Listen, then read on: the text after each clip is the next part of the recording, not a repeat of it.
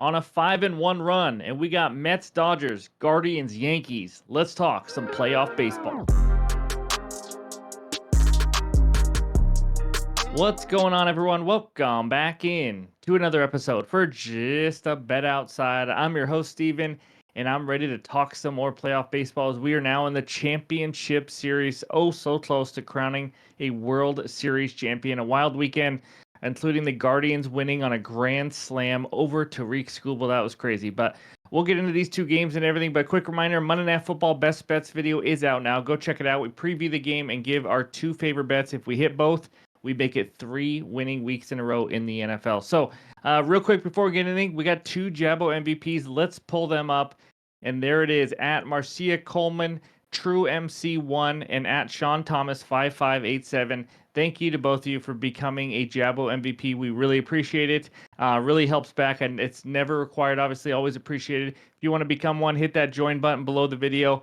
And if we've given you any value or entertainment or anything you just want to give back, feel free to do it. We would really appreciate it. But thank you to you two. Let's get into it. It's MLB fun fact time. Here we go.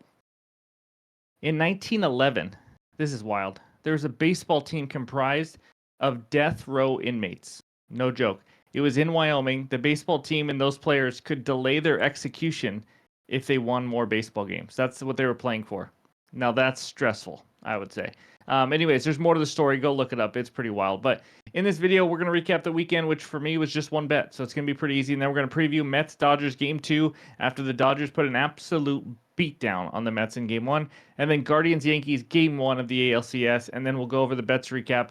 And that's all I got for you. So hit that like button if you haven't already. Leave a comment below like you guys do every single day. Helps more people on YouTube see it. Helps our channel grow. And if you're new to the channel, hit that subscribe button. This may be the week we hit 30,000 subscribers. Thank you guys so much. I appreciate it. But now it's time, and that starts with the recap. All right, there it is. Just one best bet I gave out. I didn't give out a bet in that Game 5 between the Tigers and Guardians, but I did give out this. What a freaking dud by the Fathers, huh? The Padres just get 2 hits, lose 2-0, and that's how they end their season. It was ugly. It sucked to watch. Fernando Tatis obviously didn't get the job done because pretty much nobody got a hit. They didn't score anything. So half unit loss, it is what it is. Doing pretty decent. Every single bet in the playoffs has been a half unit for us, and we're up 2.7 units, 11-6 on a 5-1 run. Let's just get over that minor speed bump and start getting some winners again. So that's the recap. And now let's talk the good and bad hitter matchups. All right, I think I forgot to mention this in the intro, but we are going over all the slides that we usually do. So here we go. We got the best hitter matchups, and we got 6 of them for you. Mookie Betts, 10 for 32 with 3 bombs off Sean Manaea. Will Smith, Fresh Prince, 9 for 18, 1 extra base hit off him, and Freddie Freeman, 5 for 17. Had some success. And then we got 3 guys against Cobb. Juan Soto, 7 for 11 with 2 home runs.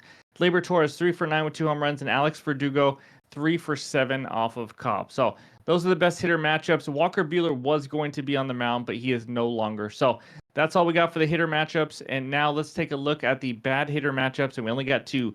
Giancarlo Stanton, 2 for 14 with 4 Ks off Cobb, and Kike Hernandez, the hero from Game 5, 1 for 11, 2 Ks versus Sean Manaea. So that's all we got for the hitter matchups. And now let's talk some arms. All right, let's just talk the only 2 pitchers that really have an above-average K rate for today so far. Sean Manaea at the Dodgers. 3 Ks in his only start versus the Dodgers way back in April, so take that for what it is. I don't think there's much to put into that. Dodgers 18th highest K rate versus lefties, 21.9% since September 1st. He has 6+ Ks in 5 of his last 7 starts. And in last round in the playoffs, he had 6 strikeouts. Much lower K rate on the road, 21.6 compared to at home, 28.3. Pretty big difference there, and obviously he is on the road here. And then Carlos Rodon against the Cleveland Guardians. He has not faced them yet this season. Last time, his only playoff start this season, he struggled, but he did have 7 Ks in 3.2 innings. Guardians 19th highest K rate versus lefties since September 1st, 21.5%. Rodon's been a little hit and miss lately. You guys know that with his Ks 7.5, 4.5, and 9 in his last 5 starts. And his K rate actually is better at home, which is where he is here, 27.5% compared to 25.7% on the road. Not a huge difference, but just a little something. So just wanted to give you guys some notes for some of the pitchers and their strikeout matchups. And now let's take a look at the pitcher report. All right, here are the 2 matchups today. You will see a TBD next to the Dodgers. It was going to be Walker Buehler, and then right before we hit record, I realized that they decided to make it a bullpen game for the Dodgers because Jack Flaherty went so long. They got a rested bullpen. They're going to use that for Game 2. So not much to give there. But Manaea, you've seen the numbers. He's been really good lately. 3.5 ERA, 3.5 expected, above average K rate. Does not give up a lot of hits. He's just been really solid last month or two. So that's Manaea going up against nobody. We don't know yet. And then Corn on the Cob, only 16.1 innings pitched this year, so it's hard to say much. And we're going to talk a little bit about all these guys later. But 104 WHIP, not bad. But again, small sample size. He's a 3.5, 4 ERA guy in the last couple of years.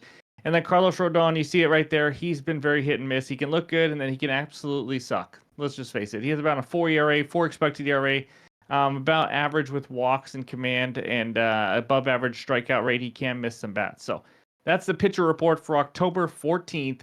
And now it is time to talk the Mets and Dodgers. All right, this first one takes us out to LA, where the Dodgers host the New York Mets in Game 2 of the NLCS. Dodgers moneyline -142, Mets on the moneyline +120 with a total of 8.5 runs. Like I said, Dodgers take a 1-0 lead. I mean, they just crushed them in Game 1, 9-0. Starting pitcher matchup in this one, Sean Manaea versus the Dodgers bullpen. It makes this hard to handicap right now because, again, we don't even know who the opener is, at least as of right now, the night before. So Manaea is only start versus the Dodgers this year. 5 innings, 4 hits, 2 earned runs back in April. 3.32 ERA since September 1st. He struggles much more versus lefties. So I'm just going to kind of give you the synopsis. We've kind of broken down these pitchers already in the last round, but he struggles more versus lefties, so don't be fooled just because he's a lefty. He has given up higher numbers there. Similar numbers home and road, except for K's like we just mentioned. His walk rate is a little higher on the road as well, 10% compared to 7.1% at home. Bullpen game for the Dodgers, which means I have absolutely nothing for you because I don't know who the 2 or 3 pitchers that are opening and throwing the first 5 innings or anything. So with that said, I hate to say it, but I'm not here to force bets, and I got to know who's pitching. So no best bet yet. I'm leaning Mets first 5 money line, depending on who may be starting, who I may see that might piggyback the first guy and all that. So right now, Mets first 5 money line is a lean, but again, I'm not placing that bet yet. If I have a play in this game, which I more than likely will end up probably having one, it'll be in the pinned comments below on X and on Discord. Unfortunately, that's all I got for you for this game. So let's move now to the Guardians and Yankees. All right, we head out to the Bronx where the Yanks host the Cleveland Guardians. Yanks on the money line -166, Guardians +140 with a total of 7.5 runs. Season series here, the Yankees won 4 of the 6 meetings. This starting pitcher matchup, it's Corn on the Cob versus Carlos Rodon, like we've talked about. Let's talk about Corn on the Cob for a little bit. Honestly, there's not much to talk about. He's thrown 16.1 innings, 3 innings versus Detroit last round in the wild card or divisional round. He gave up 3 hits, 2 earned runs, 2 Ks. It wasn't great. He didn't look that great. But not much more info on him except he had a 3.87 ERA last year in 151.1 innings with only 131 Ks. His career lately he's just been kind of a guy. So we'll see what version we get. But I don't think he's going to pitch very long in this one. Now the lefty Rodon. He struggled in his first postseason start, like we mentioned, 3.2 innings. 7 hits, 4 earned runs versus the Royals. That's tough to do because the Royals don't hit anybody. He did have 7 Ks, though, because he's always the guy that can miss some bats. He did not face the Guardians this year. Similar righty-lefty splits, much better at home, though, with a 3.11 ERA at home compared to 4.69 on the road. 2.04 average against at home, 2.61 on the road. So he's been much better in New York. And before that, Dud in KC, he did finish the season kind of strong. Since September 1st, he had a 2.2 ERA in 28.2 innings with only a 2.02 average against. So just kind of a little heads up on the pitchers for what's going on today. But I got a best bet in this one. I know, about time. Here we go. Give me the Guardians. Team total over 1.5 in the first 5 innings. That's -115 on DraftKings. Half unit play. Rodon's one of those guys that he kind of reminds me of Shania Twain. He just doesn't impress me much. That's just what it is. On top of all that, he's a very inefficient starting pitcher. I almost bet his under 14.5 outs at plus money. Just an option, something to think about, something to look into as well. But he didn't even make it 4 innings against the Royals. And again, that's the Royals. He's given up 2+ earned runs now in 5 of his last 7 starts. The unders were against the Rangers and the A's lineups. But here's the deal, guys. He is facing a Guardians offense that all we do is think about how much they struggle to score runs. Versus lefties, not only did they not struggle, they are the best since September 1st. That's right, the number 1 offense, the number 1 WRC plus is 153, number 2 slugging, number 2 OPS, 4th highest batting average, 6th highest walk rate, and Rodon can lose his command sometimes. They have scored 2+ runs now off 9 of the last 11 lefties that they faced, including a couple off Reagans in 4 innings, 7 off Imanaga, 5 off Trevor Rogers. And here's the deal. Guardians hitter versus lefties, you can tell they are better, obviously. Jose Ramirez hitting 348 off lefties. Steven Kwan, 319. Lane Thomas, who they got in a trade in the middle of the year and saved their season with a grand slam off lefty Tariq Skubal. He's hitting 302. And then David Fry has crushed lefties as well. He's got some power against lefties. He's hitting 287. Against lefties, he usually hits at the top of the lineup. I think he hit second in the lineup against Skubal in that game 5. So they got some guys that can hit lefties. I think they get some runners on base here versus Rodon, put some pressure on him, whether it's walks, hits, whatever it is, and we just need one big hit. That's really all we need. I need 2 runs in the first 5 innings. So give me the Guards, team total over 1.5 in the first 5, and that is my one and only best bet right now.